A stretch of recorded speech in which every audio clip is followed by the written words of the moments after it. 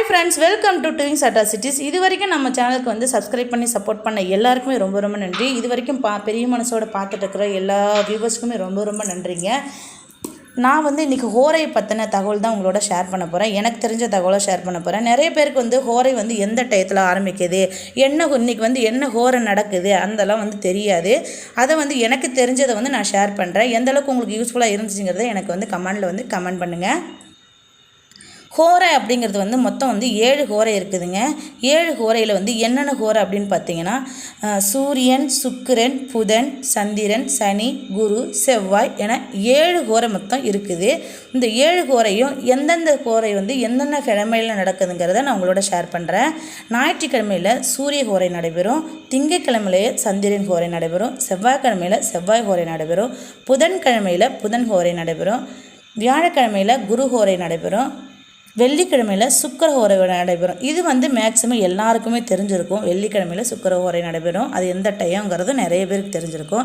சனிக்கிழமையில் சனி ஹோரை நடைபெறும். இந்த மாதிரி 7 நாளிலும் 7 ஹோரை நடைபெறுகிறது. அடுத்தது பார்த்திங்கன்னா, எல்லாருக்கும் இருக்கிற பெரிய கன்ஃபியூசிங் என்னென்னா, ஹோரை வந்து எந்த டயத்தில் ஆரம்பிக்குது. எல்லா ஹோரைக்குமே வந்து நீங்கள் எதுவுமே அந்த காலண்டரை வந்து புரட்ட தேவையில்லை. எந்த டைம்னும் நீங்கள் வந்து பார்க்க தேவையில்லை. அது பெரிய கன்ஃபியூசிங்லாம் பண்ணிக்க வேண்டாம்.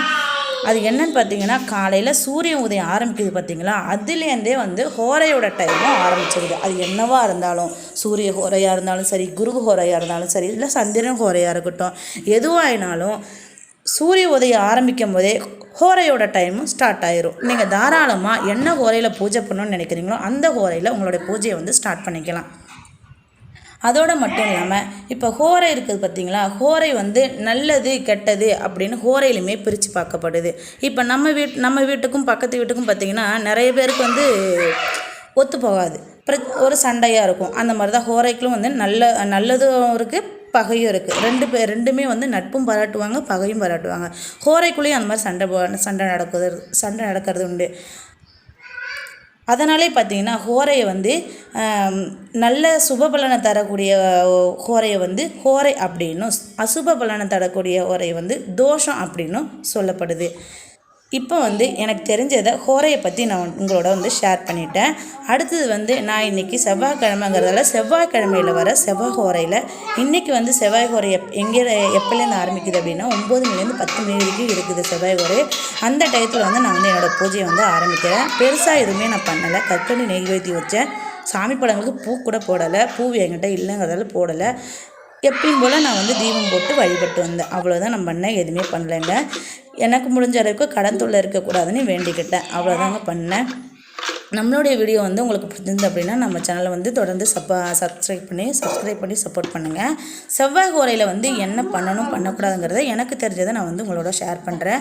செவ்வாய்க்கிழமையில் வந்து புதுசாக வந்து எந்த ஒரு காரியத்தையுமே செய்யாத இருக்கிறது ரொம்ப ரொம்ப நல்லது.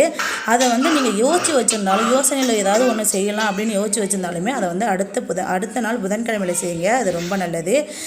அன்றைக்கே செய்யணும்னு நீங்கள் வந்து ரொம்ப பிடிவாதமாக செய்யணும்னு நினச்சிங்க அப்படின்னா அந்த காரியத்தில் வந்து உங்களுக்கு மிகப்பெரிய துன்பத்தை வந்து நீங்கள் சந்திக்க வேண்டியிருக்கும். அதனால் வந்து ஒரு நாளும் வந்து நீங்கள் அந்த தப்பை செய்யாதீங்க. அப்படியும் மீறி செய்யறதா இருந்தால் கடவுள் மேலே பாரத்தை போட்டு செய்ய ஆரம்பிங்க. அவ்வளோதான் என்னால் சொல்ல முடியும். இதுக்கு இந்த மாதிரி வந்து துன்பங்கள் அதிகமாக ஏற்படுங்கிறதாலே செவ்வாய்க்கிழமையில் பார்த்திங்கன்னா தெய்வ வழிபாடை தவிர்த்து மற்ற சுபகாரியங்கள் அதிகமாகவே நடக்காது. யாருமே சுபகாரியங்கள் அப்படிங்கிறது செவ்வாய்க்கிழமை வந்து நடத்த விரும்ப மாட்டாங்க. அதோடு மட்டும் இல்லாமல் கடன் வந்து அதிகமாக வந்து செவ்வாய்க்கிழமையில் வாங்க மாட்டாங்க. கடன் வசூலிக்கிறவங்க கூட வந்து பார்த்திங்கன்னா செவ்வாய்க்கிழமையில் வந்து வசூலிக்க மாட்டாங்க. ஏன்னா கடன் வாங்கும் போதும் வசூலிக்கும் போதும் கண்டிப்பாக வந்து அவங்க 2 பேருக்குள்ளே மோட்டிவ் அதிகமாக நிறையவே பிரச்சனையாகும், சண்டை வரும். அதனால் வந்து அதிகமாக வந்து கடன் வாங்கவும் மாட்டாங்க, கொடுக்கவும் மாட்டாங்க. இவ்வளோதான் வந்து எனக்கு தெரிஞ்ச வந்து தகவல். செவ்வாய் ஹோரை தகவல் வந்து எனக்கு தெரிஞ்சது இவ்வளோதான். உங்களுக்கு அதிகமாக தெரியும்னா எனக்கு வந்து கமெண்ட் பண்ணுங்கள். நம்ம தகவல் பிடிச்சிருந்தது அப்படின்னா நமக்கு வந்து சப்ஸ்கிரைப் பண்ணி சப்போர்ட் பண்ணுங்கள். எப்படி இருந்துச்சுங்கிறத கமெண்டில் வந்து ஷேர் பண்ணுங்கள்.